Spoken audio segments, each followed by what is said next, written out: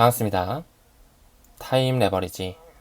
시간을 들여 막대한 시기로 치환한다. 벌써 금요일이 밝았습니다. 오늘 하루만 또 잘 버티게 된다면 주말이 우리를 또 기다리고 있으니까요. 좋은 하루로 긍정적으로 보내시길 바라겠습니다. 금요일도 함께 성장해 주심에 대단히 감사드리겠습니다. 천천히 시작해 볼까요? 우리 XRP 투자자분들에게는 호재보다는 좀 악재로 받아들여지는 이슈가 뿌려지고 있네요. 토레스 판사가 이야기했던 1억 2,500만 달러 벌금을 조금 더 유예하겠다, 시간 끌기를 하는 듯한 모습이 보여지고 있습니다. 벌써 토레스 판사의 판결이 나온 지 한 달 정도가 됐죠. 원래는 오늘까지 벌금을 납부했었어야 됐는데 조금만 더 늦게 낼게, 대신 우리가 돈 좀 더 줄게, 한 11% 더 줘가지고 1억 3,900만 달러 줄 테니까 조금만 더 돈을 늦게 내게 해줘라, 이렇게 또 SEC와 합의를 본 것 같네요. 글쎄요, SEC가 10월 6일까지 항소를 할 것이냐 말 것이냐 데드라인이 있었는데 그 전에 리플사가 먼저 벌금 납부에 대한 연기를 합의했다라는 거, 굳이 그럴 필요가 있었을까라는 생각도 좀 드는 것 같고, 리플사가 돈이 부족해서 그럴까요? 그거는 아닌 것 같고요. 그쵸? SEC 항소 의사가 있는 것 같다라는 듯한 이런 언론 계속적으로 뿌려져 대면서 XRP 투자자들의 불안감은 점점 커질 수밖에 없는 시나리오가 펼쳐지고 있네요. 9월 들어서 유독 에스크로 물량으로 한번 흔들어대고요. 항소 가능성으로 흔들어대더니 이번에는 또 벌금 납부 연기를 합의했다라고 하면서 여전히 SEC 항소 의사가 있어 보인다라는 식으로 지속적으로 XRP에 대한 악재 기사를 뿌려대고 있는데요. 우리는 미디어에 속지 말자라는 것을 좀 말씀을 드려왔습니다. 물론 SEC가 항소를 무조건 안 할 것이다, 이거는 아닙니다. 하지만 여러가지 정치적인 이슈라든지 미 대선과 연결성을 가져가는 여러가지 법안들이 통과될 목전에 있기 때문에 저는 항소에 대한 가능성 현저히 낮다라고 생각을 하고 있고요. 리플 XRP의 폭발 전 완전한 개미 털기를 하기 위해 여러가지 미디어를 동반하고 있구나, 여러가지 재료들을 활용하고 있구나라고 해석을 하고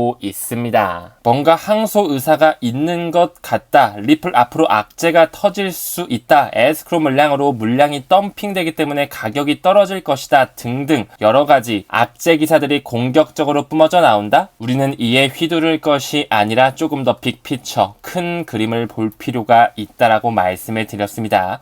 미국 대선 11월 5일날 있다라고 말씀을 드렸죠. 이제 해리스를 지원하는 정치 후원의 이 슈퍼팩에서도 암호화폐로 정치 기부금을 받는다라고 얘기를 하고 있네요. 제가 항상 말씀을 드렸죠. 이 크립토 프레지던트를 자처하고 있는 트럼프가 되든 지금 현재 약간의 반신반의 암호화폐를 받아들일지 말지 모르겠는 듯한 스탠스를 취하고 있는 해리스가 되든 그들이 준비하는 시나리오는 똑같이 가동된다라고 말씀을 드렸습니다. 우린 현재 그 ISO 2002 메시징 표준이 모두 구현되는 스위프트 2.0의 망, 리플 네트워크가 탑재된 그 망을 기다리고 있는 거죠.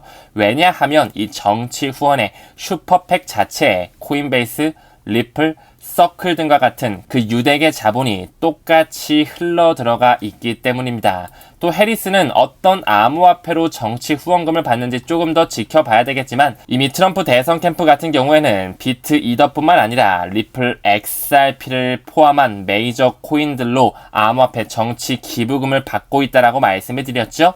여기에 솔라나도 나오고 있고요. 도지와 시바이누 또한 단순한 밈코인이 아니라는 것을 여기에서도 엿볼 수가 있었습니다. 최근에 이더리움으로 계속 흔들고 있고요. 솔라나 흔들어대고, 그쵸? XRP 요즘에 부쩍 더욱더 흔들어댑니다. 또한 이더리움의 레이어 2인 폴리곤 엄청나게 흔들어 제끼고 있죠. 요즘에 마틱에서 이제 POL로 마이그레이션이 되면서 지금 잠깐 스테이킹 서비스가 멈춰 있는데요. 뭔가 요즘 뿌려지고 있는 전반적인 암호화폐 미디어를 봤을 때 끌어올리기 전 여러가지 악재 기사들을 뿌려대면서 개미 털기를 위한 하나의 도구로 활용하고 있다라고 밖에는 생각이 안 듭니다. 코인베이스의 법률 책임자가 이야기한 것처럼 이번 대선 결과 누가 되든 상관이 없습니다. 반드시 암호화폐 친화적인 의회가 구성될 것이다. 우리는 오히려 SEC가 항소하는 거 아니야? 리플이 벌금 언제 낼까? 돈이 없어서 그런가? 진짜로 SEC가 항소해서 대법원까지 가면 어떡하지? 그럼 1년 더 기다려야 되는데 나 할 수 있을까? 두려움을 가질 때가 아니라고 생각을 하고요. 이제 미국 민주당에서 완전히 받아들일 수밖에 없는 이 FIT 21 법안, 21세기를 위한 금융혁신과 기술 법안이 통과되는 날 미국 대선과 함께 모든 소송들이 의미 없어지는 시기가 다가와지면서 이제 정말 미국에서 암호화폐를 받아들이고 규제에 대한 명확성이 확실하게 선그어지는 시기를 고대할 필요가 있다라고 생각을 합니다. 이 FIT 21 법안이 뭐라 그랬죠? 암호화폐의 70%는 증권이 아닌 상품이다. 그렇기 때문에 모든 권한이 대부분 많은 권한들이 SEC에서 이 CFTC 쪽으로 미국의 상품거래위원회 쪽으로 권한이 강화된다라고 말씀을 드렸죠. 이게 통과가 된다라고 했을 때 SEC와 리플의 법적 공방 항소하든 말든 상관없습니다. 이 자체가 무효화되는 아무런 의미가 없는 시기가 미국 대선과 함께 오고 있기 때문에 우리는 그들이 뿌려대는 기사에 그렇게 크게 투심을 흔들릴 필요는 없다라고 생각을 합니다. 지켜보셨으면 좋겠고요. 왜 과거부터 전 CFTC 의장이 XRP는 증권이 아니라고 완전히 못 박아놨는지 방금 언급드렸던 FIT 21 법안이 통과되게 된다면 리플의 소송뿐만 아니라 코인베이스의 소송, 바이낸스, 크라켄의 소송 모두 무효화가 되면서 이제 정말 기간의 채택을 받은 그 메이저 코인들이 고공행진을 보여줄 때가 오고 있다라는 것을 말씀드리고 싶습니다. 이미 비자라든지 마스터카드, JP모건과 시티와 같은 금권 세력들, 그 기득권 카드 세력들은 대량 기간 채택을 위한 암호화폐로 비트코인, 이더리움, 그리고 우리가 집중적으로 투자하고 있는 XRP를 명시하고 있다는 것을 여러모로 생각을 해주셨으면 좋겠고요. 계속적으로 리플의 CEO, 과거부터 CFTC 위원들과 친화적으로 만나면서 미래 규제 가이드라인을 이미 설계해놨다는 것을 미루어 볼 수가 있습니다. 사실 한국은행 자료만 보더라도 우리가 기다리고 있는 스위프트 2.0 ISO 2002의 시대 리플 네트워크가 들어갔다라고 말씀을 드렸고요. 이 안에는 바로 방금 언급드렸던 CFTC, 미국의 상품선물거래위원회와 어깨를 나란히 하고 있다라고 말씀을 드렸었죠. 왜 여기에 CFTC뿐만 아니라 유럽 중앙증권 예탁기관이죠. 클리어스트림과 유로클리어 그리고 미국의 중앙 예탁기관인 DTCC 모두 함께 나열이 되어 있는지 이미 그들끼리는 설계 구도를 마무리했습니다. 개미들 털어내기 위해서 계속적으로 흔들어대요. 그쵸?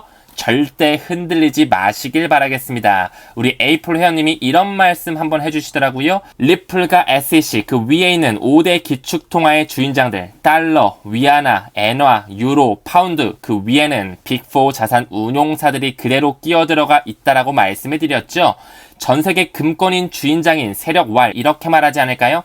야, 니들끼리 조금 더 연기 좀 해봐. 조금 더 흔들어 봐봐. 개인 투자자들 좀 떨쳐내란 말이야. 여차하면 항소도 하고 벌금도 최대한 늦게 내란 말이야. 어차피 올해 대선과 맞물리는 시기에 FIT 21 법안을 받아들이면서 누가 되든 간에 암호화폐를 받아들이는 의회가 결정되기 때문에 의회가 출범되기 때문에 그때 우리가 빠르게 처리해 줄 테니까 빨리 풀어 줄 테니까 니들끼리 좀 연기해서 흔들어 봐 라고 우리 에이플 회원님이 얘기를 해주는데요. 저의 의견과 굉장히 일맥상통한다고 생각을 합니다. SEC가 진짜로 항소를 생각했다면 굳이 리플의 벌금 납부를 협의해서 연기할 필요가 있었을까요? 어차피 항소 결정을 10월 6일까지 결정하면 되는데요. 그쵸? 뭔가 억지스러운 액션이 좀 보인다라고 생각은 안 드시나요? 글쎄요. SEC가 항소할 가능성은 현저히 낮아 보이지만 저는 개인적으로 항소를 해도 큰 상관은 없다라고 생각을 합니다. 그 FIT 21 법안을 통해서 암호화폐를 받아들이는 미국 정부가 출범할 것이고요. 이미 공화당의 트럼프든 민주당의 해리스든 그들을 지원하고 있는 슈퍼팩이라고 하는 정치 후원의 자금에 리플의 자금이 굉장히 크게 깊숙하게 끼어들어가 있기 때문에 누가 되든지 상관이 없습니다. 우리는 반드시 스위프트 2.0의 망, 가치의 인터넷의 망을 보면서 비전 투자를 할 필요가 있다라는 거 강력하게 말씀드리고 싶고요.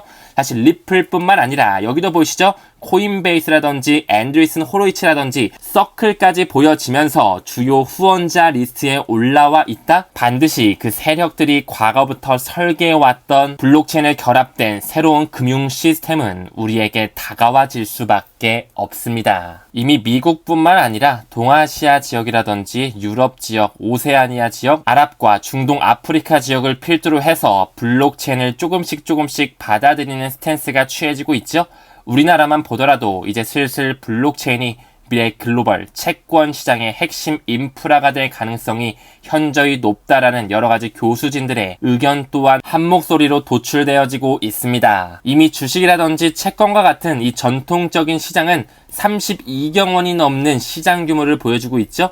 이 중 5에서 10% 정도만 RWA, 리얼월드 에셋, 토크나이제이션이 되게 된다 하더라도 무려 20조 원이 넘는 돈이 코인 시장으로 불어닥칠 수 있는 포텐셜에 조금 더 포커스를 맞춰야 되지 않을까 싶습니다. 한 번 더 나가서 이제 슬슬 한국의 금융사뿐만 아니라 통신사들도 가상화폐 수탁업체에 눈을 돌리면서 조금씩 암호화폐 생태계와 함께 사업을 모색하려는 모습들이 보여지고 있죠. 하나금융뿐만 아니라 SK텔레콤 역시 가상자산 수탁업체 비트코에 지분 투자를 하면서 이 공식 가상자산 사업자 바스프 신고 또한 준비하고 있네요. 그 부분의 일환으로 이미 KB국민은행, 신한은행, 우리은행, 농협은행과 같은 이런 전통 금융사들이 가상자산 커스터디 기업에 직간접적으로 투자를 유치하고 있다는 것 또한 병렬적으로 미루어 본다면 이제 슬슬 우리가 이런 5대 은행에게 암호화폐를 직접적으로 예치하면서 스테이킹 받을 시기 또한 다가와지고 있다라고 생각을 합니다. 벌써 이 국민은행이 투자한 코다 같은 경우에 수탁고가 8조 원이 넘었다라고도 말씀을 드렸죠. 이 KB와 해시드가 공동 설립한 코다 수탁고가 엄청난 규모를 자랑하고 있다라는 것은 이미 그들은 물밑에서 암호화폐에 대한 커스터디를 하고 있다라고 퍼즐을 맞출 수가 있고요. 조금씩 우리나라의 그 가상자산 보관, 관리, 수탁 시장이 점점 몸집을 키워나가고 있습니다. 그 중에서도 코다와 K닥이 계속적으로 인수를 하면서 이 캐파시티를 점점 늘려나가는 모습들이 보여지고 있네요. 그 부분의 일환으로 이런 기사가 나오고 있죠. 이 K닥과 카르도가 실질적인 합병을 통해서 코다라든지 K닥으로 점점 통합이 이루어지는 모습이 엿보이고 있습니다. 그뿐만 아니라 이제 슬슬 일본도 움직이고 있죠. 일본 금융청에서도 암호화폐를 금융자산으로 간주하는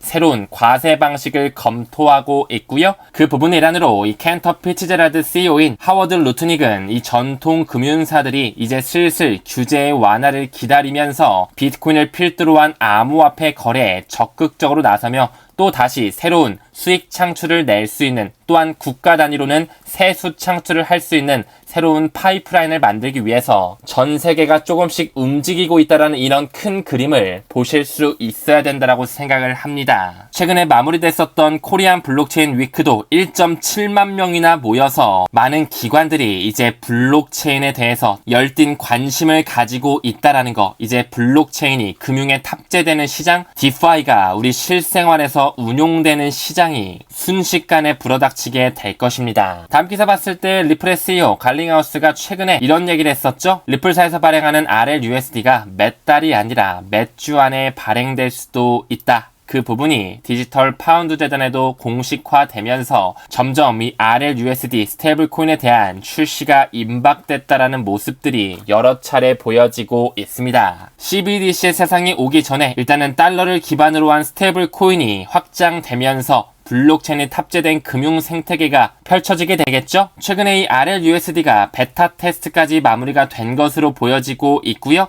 정말로 이더리움 메인넷과 XRP 레저 생태계에서 이 스테이블 코인이 계속적으로 활성화되면 될수록 XRP에 대한 유틸리티는 점점 커지면서 더 큰 소각량을 가져오게 될 것이라는 것 기다릴 필요가 있어 보이고요. 어제 영상에서도 언급드린 것처럼 이더리움이 구현하고 있는 스마트 컨트랙 역시 이더리움 메인넷뿐만 아니라 이 XRP 레저 위에서도 출시가 된다는 것, 플레어 네트워크의 밝은 비전 또한 천천히 기다려 주셨으면 좋겠습니다. 2018년에 미국 재무부 보고서에 XRP가 명시됐다라는 공식 문서가 수면 위로 떠올려지면서 리플의 참여의 중요성이 더욱더 대두가 되고 있습니다. 리플이 직접적으로 언급되면서 특히 국경 간 거래에서 기존 시스템을 완전히 괴롭히고 있는 비효율성에 대한 솔루션으로 자리매김되어 있었다는 것을 미루어 본다면 이미 과거부터 규제 프레임워크를 형성하는 데 있어서 미국 재무부와 협력하고 있다는 이 팩트상 이 부분에 초점을 맞추면서 XRP에 대한 목표 수량을 다시 한번 상기하셨으면 좋겠네요. 최근에 경기 침체 메타와 함께 계속적으로 암호화폐에 대한 악재 기사들이 뿌려지고 있거든요. 비트코인 4년 주기의 반감기 사이클 이제 끝났다라는 얘기가 나오고 있는데 과연 그럴까요? 저는 이 또한 미디어로 흔들어대는 개미털기의 도구라고밖에 생각이 되지 않습니다. 지금은 경기 침체를 무서워할 때가 아니라 글로벌 유동성 장세가 풀리면서 미국 대선을 통해 그 재무부 장관인 자닛 옐런이 영내포 장고와 TGA 장고를 활용하면서 국채를 바이백하고 돈을 풀어내는 것에 오히려 초점을 맞춰야 되지 않을까 생각이 드네요. 연준의 경제 동향 보고서를 보더라도 경제 활동이 뭔가 정체되고 감소 지역이 늘고 있다. 실질적으로 경기가 굉장히 어렵다라는 것이겠죠? 한국은행의 분석에서도 역시나 경제는 살아난다는데 우리가 체감하는 경기는 굉장히 암울하고 어렵습니다. 원래 같으면 이미 터져야 될 경기 침체를 계속 밀어오면서 그들끼리의 시나리오, 대선 시기까지 끌고 왔다라는 거. 이미 고물가 고금리 시대가 계속 지속이 되었기 때문에 우리 같은 서민들은 경기가 너무 어렵다라고 느낄 수밖에 없겠지만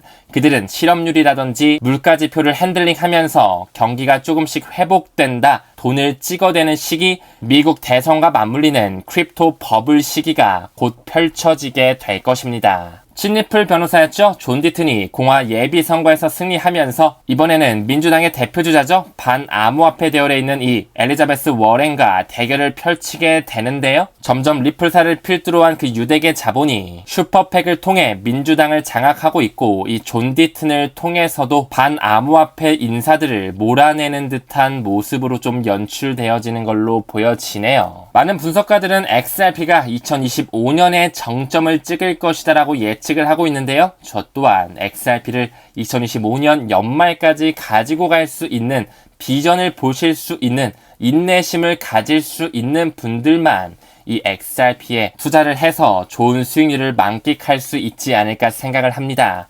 항소해도 상관은 없습니다. 어차피 SEC가 이길 가능성 10% 미만, 대통령이 누가 되든 상관없습니다. 반드시 그 슈퍼팩을 통해서 쩐주는 하나로 동일하기 때문에 코인베이스의 시에로가 이야기한 것처럼 암호화폐를 받아들이는 친암호화폐 의회가 결성될 수밖에 없기 때문에 우리는 미디어에 흔들릴 필요가 없다라는 거 다시 한번 강조드리고 싶고요. 그들은 언론을 개미털기의 수단으로 활용한다는 것 다시 한번 상기하시면서 오늘도 꾸준하게 이 XRP의 수량에 집중하시는 가치 투자자, 비전 투자자 분들이 되셨으면 좋겠습니다.